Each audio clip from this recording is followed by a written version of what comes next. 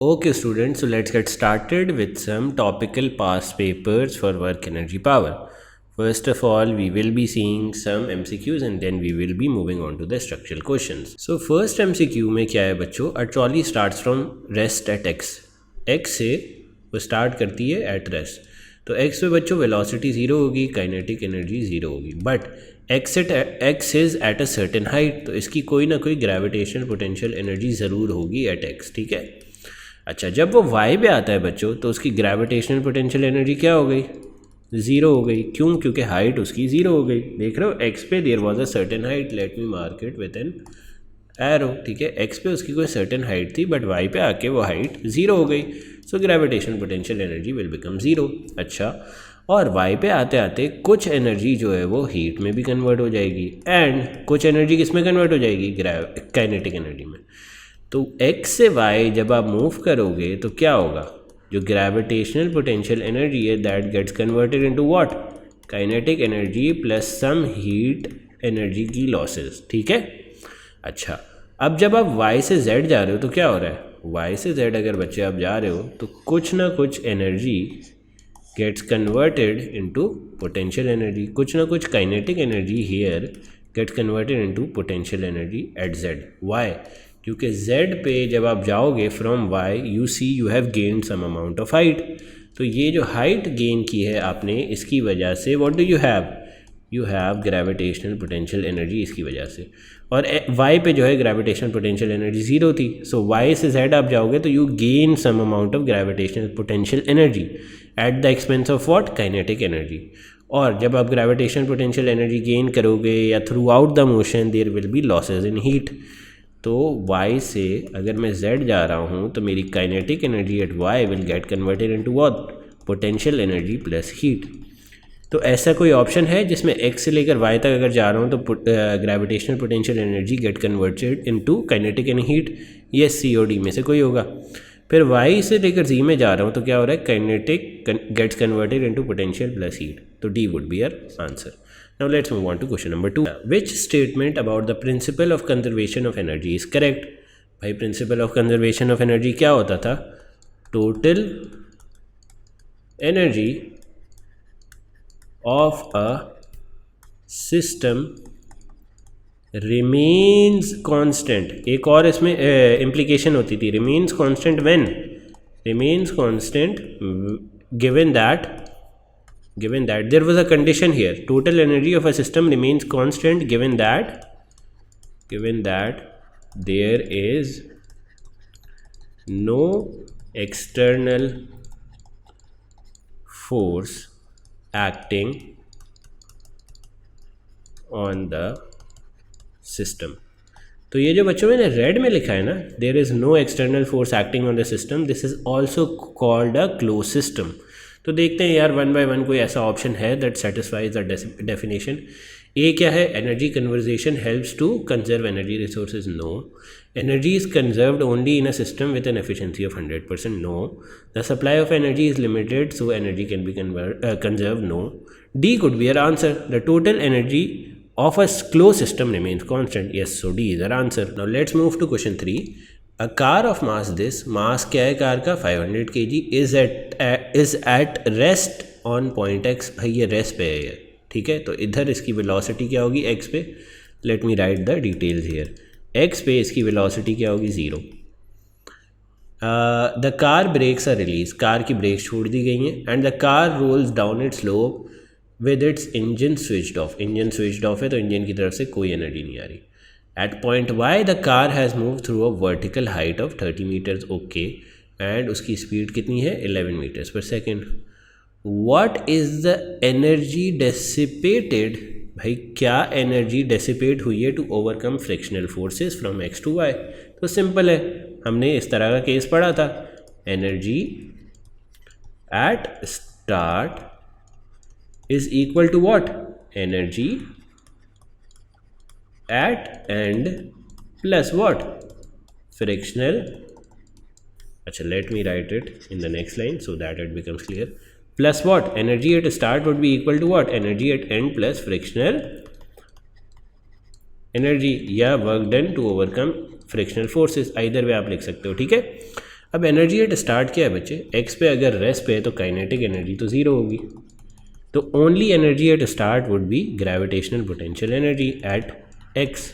तो वो किसके इक्वल होगी, वो इक्वल होगी बच्चे एम जी एच के। एम क्या है आपके पास 500, जी क्या है आपके पास 9.81, एच क्या लोगे, एच लोगे ये 30 मीटर्स, सही है, तो यू टेक 30 एज वेल। तो your answer comes out to be 147,150 joules, ठीक है। अब ये एनर्जी एट एक्स या energy at start gets converted into what, वो 147,150 gets converted into what, energy at end, that is equal to what, kinetic energy 1/2। M क्या है इसका बच्चों, एम है 500, वी क्या है 11 square plus work done against friction या फ्रिक्शनल एनर्जी, ठीक है, you can say either way. तो if we minus this from 147,150, तो what is the answer, the answer for the work done against friction, let me write is as W and subscript F, comes out to be 116,900 joules। तो कोई ऐसा option है that fits this value, तो ऐसा कोई answer है बच्चों, this रफली इक्वल्स टू 116,900, दिस रफली इक्वल्स टू व्हाट, अप्रॉक्सीमेट है 1.2 इंटू 10⁵ जूल्स की। तो ऐसा कोई आंसर है, yes, B is your answer. Now let's move to this question. A railway engine accelerates a train of total mass this, ठीक है, 1 ton is equal to 1000 kg from rest to a speed of this. ये rest पे थी, initial velocity 0 हो गई, final velocity 75 हो गई, ठीक है। How much useful work must be done on the train to reach this speed, ठीक है। हमसे एग्जामिनर पूछ रहा है बच्चों, अगर आप एक एक्सीलरेटर ने एक ट्रेन की स्पीड इंक्रीज़ कर दी है 0 से 75 तक, तो how much useful work must be needed to do this. तो इसमें आप क्या कर सकते हो बच्चों, useful work will be equal to what, क्या हुआ है 0 से 75 पे गए हो तो क्या हुआ है, गेन इन काइनेटिक एनर्जी। तो जो गेन इन काइनेटिक एनर्जी हुआ है that would be the useful work output. तो 1/2 एम की जगह क्या आ जाएगा 1200 टन्स, और एक टन किसके इक्वल है 1000 के, तो we will multiply 1000 as well. और वी स्क्वायर किस तरह करोगे 75 स्क्वायर माइनस 0 स्क्वायर, बिकॉज आपने चेंज या गेन इन काइनेटिक एनर्जी निकालना है। सो इसका आंसर क्या आ जाएगा 3.375 इंटू 10⁹ जूल्स। तो ऐसा कोई आंसर है, यस 5 का answer is D. Let's see in the rough work as well, yes 5 का आंसर डी है। Now let's move on to question 6। A man climb slowly at steady speed to the top of a ladder. भाई steady speed पे climb कर रहा है, तो इसका मतलब क्या है, kinetic energy remains constant. What is the main energy transfer taking place for the man as he climbs? और क्लाइम ऊपर की तरफ कर रहा है तो सिर्फ क्या चीज़ इंक्रीज कर रही होगी, gravitational potential energy. Let's see the options. Chemical potential to gravitational potential energy, no. Chemical potential to kinetic, kinetic to gravitational, नहीं। So A would be your answer, because A is the only feasible answer. देखो kinetic में तो convert कुछ भी नहीं होगा, because velocity same रह रही है, तो kinetic remain same. Kinetic to gravitational potential energy, no, kinetic same रह रही है, तो that wouldn't be answer as well. Thermal to kinetic, no, kinetic constant ही है, so that wouldn't be answer. तो 6 का answer would be A by the method of elimination. हमने क्या लगाया बच्चों, देखो पहले मुझे भी लगा कि A wouldn't be the answer because chemical potential can't be the energy, लेकिन it is the best suited answer. क्यों? क्योंकि देखो ग्रेविटेशनल पोटेंशियल में कोई चीज़ कन्वर्ट होनी चाहिए, काइनेटिक तो नहीं होगी क्योंकि इट इज़ कांस्टेंट, और काइनेटिक में भी कोई चीज़ कन्वर्ट नहीं होगी, मतलब you are not either decreasing kinetic और इंक्रीजिंग काइनेटिक, क्योंकि kinetic remains constant due to the fact that we are moving at steady speed, ठीक है। So we solve this question through the method of elimination. अच्छा, let's see this question. इसमें थोड़ी सी आपको visualization करनी थी। A car is travelling with 28 metres per second. भाई इनिशियली कार जो है वो ट्रैवल कर रही है विद 28 मीटर्स पर सेकेंड, ठीक है, and leaves a motorway on an exit road. The end of an exit road का जो end है that is 22 मीटर हाई। तो लेट सपोज कार की जर्नी कुछ इस तरह की है, हाइट यहाँ पे 22 मीटर की इसने गेन की है, ठीक है। तो if only the force of gravity is concerned, what will be the speed of car at the end of the exit road? Let suppose this is point A and this is point B. Examiner हमसे पूछ रहा है बच्चों B point पे car की velocity क्या होगी? तो सिंपल है, एनर्जी एट, इसमें सिंस फ्रिक्शन नहीं है हम सिर्फ energy at start will be equal to energy at and. Energy at start क्या है? Only kinetic. सो 1/2 m क्या है? m गिवन है, इसका नहीं गिवन है, so let's leave m like this, 1/2 m into v का स्क्वायर दैट इज़ व्हाट 28, वो square is equals to energy at end क्या होगा बच्चों? Energy at end will comprise both kinetic plus potential energy, gravitational potential energy. तो first of all gravitational potential energy लिख लेते हैं, that is what mgh, m 9.81 और h कितनी gain की है 22, प्लस काइनेटिक क्या होगी b पे 1/2 m और v भी स्क्वायर हमें निकालनी है, v भी बेसिकली हमने कैलकुलेट करनी है। देखो speed of the car at the end of the exit road, यही तो हमने निकालनी है। तो अगर आप देखो तीनों क्वांटिटीज़ में m आ रहा है तो we can take m common and cancel it, ठीक है। तो बच क्या चीज़ जाएगी? 28 square divided by 2 is equal to what? Is equal to 9.81 into 22 plus V B square divided by 2। So let's calculate this. Answer comes out to be for V B is equals to 18.77 ms minus 1। तो इसके कोई closest कोई answer है? Yes, 19 is are answer, तो B हमारा option होगा। Let's see in the rough work as well. Yes, 8 का answer B है। Now let's look at this question. A block of weight 80 newton is pushed down a distance of 60 centimetre. भाई ये block जो है 60 centimetre का distance push down किया गया है। Up a slope inclined at 30 degree, एक स्लोप पे पड़ा हुआ है ये, दैट इज एट 30 डिग्री, ठीक है। There is frictional forces of 25 newton between the block and the surface of the slope. Okay, what is the work done Vd done against the gravitational force and the work done against friction? देखो work done against friction तो निकालना बहुत easy है, ठीक है। How will you calculate that? Frictional force क्या है 25, किस डायरेक्शन में लग रही होगी? इस डायरेक्शन में, ऑपोजिट। डिस्टेंस क्या है 60, तो 25 into 0.6 will equal to what 15 joules. तो ये जो 7.5 वाले आंसर है we cancel this out for friction, ठीक है। अब हमने क्या निकालनी है? Work done against gravitational force. तो बच्चों मुझे बताओ ग्रेविटेशनल फोर्स किस साइड पे लग रही होगी? नीचे की तरफ, ठीक है, इस तरह। You can also say this as the weight, ये वेट लग रहा है, ठीक है, 80 न्यूटन का। तो ग्रेविटेशनल एनर्जी क्या हो जाएगी? वर्क डन या gravitational potential energy is equals to what mgh। You can also write mg as w and h, ठीक है। तो वर्क डन कितना कम हुआ है in the direction of the you can say h, it is equal to 80 into ये vertical height कितनी होगी बच्चों? कितनी हाइट से वो फॉल डाउन किया है? Let me mark it with a blue lighter pen. ये कितनी हाइट होगी जिस हाइट से ये फॉल डाउन किया है? क्योंकि हमें वर्टिकल हाइट चाहिए ना, ग्रेविटेशन पोटेंशियल एनर्जी में हमेशा वर्टिकल हाइट लगती है। तो ये वर्टिकल हाइट किस चीज़ के इक्वल होगी? If I draw a rectangle here जिसमें ये 60 सेंटीमीटर है, ये एंगल क्या है 30 डिग्री है, तो can you guys calculate this red वाली लेंथ या h? Can you do this? Yes, you can easily do this. ये क्या होगा? h will be basically equal to 60 sine 30। तो you plug in the height as here as well. Do remember कि ये 60 जो है वो सेंटीमीटर्स में, so we just converted as 0.6 sine 30। तो यही हमने मल्टीप्लाई कर दिया यहाँ पे 0.6 साइन 30। आंसर क्या आ गया बच्चों? 24 जूल्स। तो कोई 24 जूल्स वाला ऑप्शन है with 50? Yes, 15 sorry. Yes, B is your answer. तो रफ वर्क में देख लेते हैं, B is your answer for 9। So let's move forward. A cylinder is heated causing the air inside to expand at a constant pressure of this, ठीक है, constant pressure पे expansion हो रही है। The expansion of the air causes the piston to rise through a vertical distance of 0.5 metre, ठीक है भाई। expansion हुई air की, ठीक है, उसकी वजह से क्या हुआ? उसकी वजह से आपका पिस्टन राइज कर गया, ठीक है। Doing 11 kilojoule of work done, frictional forces are negligible. What is the cross sectional area of the piston? हमने क्रॉस सेक्शनल एरिया निकालना है ऑफ दिस पिस्टन। अच्छा देखो, इस वाले सवाल में there will be a number of formulas that we will be using, तो अपना ज़रा दिमाग खोल के रखो। वर्क डन इन गैसेस किसके इक्वल होता था? Pressure into change in volume.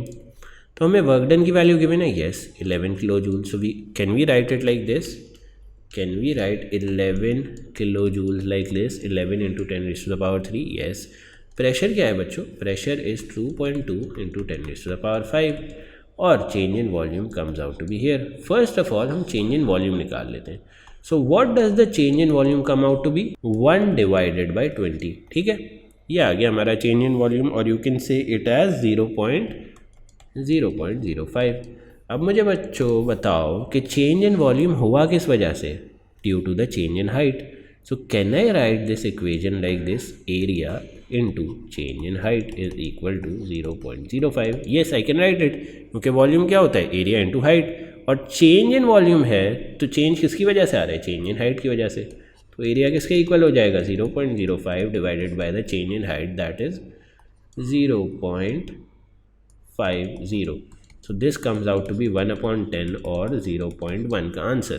तो is there any answer related to 0.1 metre square? Yes, D is our answer. So I have done maximum types of MCQs, जितने भी different types के आ सकते हैं। The rest you can do at your homework, ठीक है। And if you have any other questions you can ask me in the comment below, ठीक है। Now let's move on to the structural part. Define power. What is power बच्चों? Power is the rate of work done per unit time, you can write this, ठीक है। Now what is the numerical का सवाल, चलो वो देखते हैं। A car of mass 1700 kg, mass ये है कार का, ठीक है। Moves in a straight line along a slope, वो मूव कर रही है कार, ठीक है। कार का मास क्या है बच्चों? 700 kg, ठीक है। That is at an angle theta to the horizontal, भाई ये जो स्लोप का एंगल है that is theta. The car moves at constant velocity for a distance of 25 metre, भाई कांस्टेंट वेलोसिटी के लिए मूव कर रही है फ्रॉम ए टू बी, तो इसका मतलब क्या हुआ? There will be no change of kinetic energy, no change from A to B, okay. अच्छा, air resistance and frictional forces have a total resistive force of 440 newton, सही है। Total जो resistive forces हैं that is friction and air resistance, that is equal to what? 440 newton, ठीक है। For the movement of the car from A to B state the change in kinetic energy, no change in kinetic energy, या आप zero भी लिख सकते हो, 0 joules. वैसे 0 ही लिखना होगा because it is a unit here, so 0 joules. क्यों 0 joules? Because velocity has remain constant, और चेंज इन काइनेटिक एनर्जी का फॉर्मूला क्या होता था? 1/2 m v final, oh sorry, vf will come in the subscript, let me write here, v final square minus V initial square. तो V final और V initial अगर same ही है तो काइनेटिक एनर्जी का change comes out to be 0 joule. Calculate the work done against the total resistive force. Work done against resistive force क्या होगा बच्चों? Force into the distance travelled in the direction of the resistive force. तो resistive forces क्या थी? 440 Newton. Distance क्या था? 25 metre. तो the answer comes out to be 11,000 joules. Simple, ठीक है। The movement of car in B, सही है, in part B from A to B causes its gravitational potential energy to increase by this amount, ठीक है। Calculate the increase in vertical height of the car from A to B, ठीक हो गया। भाई हमें क्या पता चल रहा है कि change in gravitational potential energy कितनी आ रही है? 4.8 इंटू 10⁻⁴ ग्राम्स जूल, सॉरी। ये किसके इक्वल होगी? mg into change in h is equals to 4.8 into 10⁻⁴, ठीक है। m पता है आपको? यस, m पता है यार, ऊपर से हमने निकाला था, m गिवन था 1700 kg। g पता है? Yes, let's plug in the values. 1700 into 9.81 into change in height is equals to 4.8 into 10⁻⁴। Divide it and calculate the answer. The answer comes out to be 2.87 meters is equals to h, या change in h you can say, ठीक है। Calculate angle theta. अच्छा, theta किस तरह निकलेगा बच्चों? if आपके triangle की हाइपोटेन्यूज वाली साइड 25 है और वर्टिकल वाली साइड क्या अभी निकालिए? 2.87। तो let me draw a neat triangle here. Let suppose hypotenuse आपका 25 है, ठीक है। और ये वर्टिकल हाइट जो है बच्चे 2.87 है, तो थीटा किस रेशो से आ जाएगा, साइन के रेशो से। Sine theta is equal to what, perpendicular 2.87 divided by hypotenuse 25, theta is equal to sine inverse 2.87 divided by 25। तो आंसर क्या आ जाएगा, the answer for theta will come out to be 6.7 degrees, simple. ठीक है, now let's move to the last part I guess. The engine of the car in B produces an output power इतनी produce कर रहा है to move the car along the slope. Calculate the time taken for the car to move from A to B. ठीक है, output power बच्चे इतनी produce हो रही है फ्रॉम द इंजन। ठीक है, we have to calculate the time taken for the car to move from A to B. तो फर्स्ट ऑफ ऑल पावर का फॉर्मूला लिख लेते हैं, power is equal to work done और एनर्जी डिवाइडेड बाय टाइम। ठीक है, तो अब बच्चों मुझे बताओ फ्रॉम ए टू बी अगर मूव कर रहे हो तो टोटल वर्क डन या टोटल एनर्जी कितनी होगी। टोटल वर्क डन या energy would be a sum of this gravitational potential energy का increase and the work done against resistive forces that is 11,000 joules.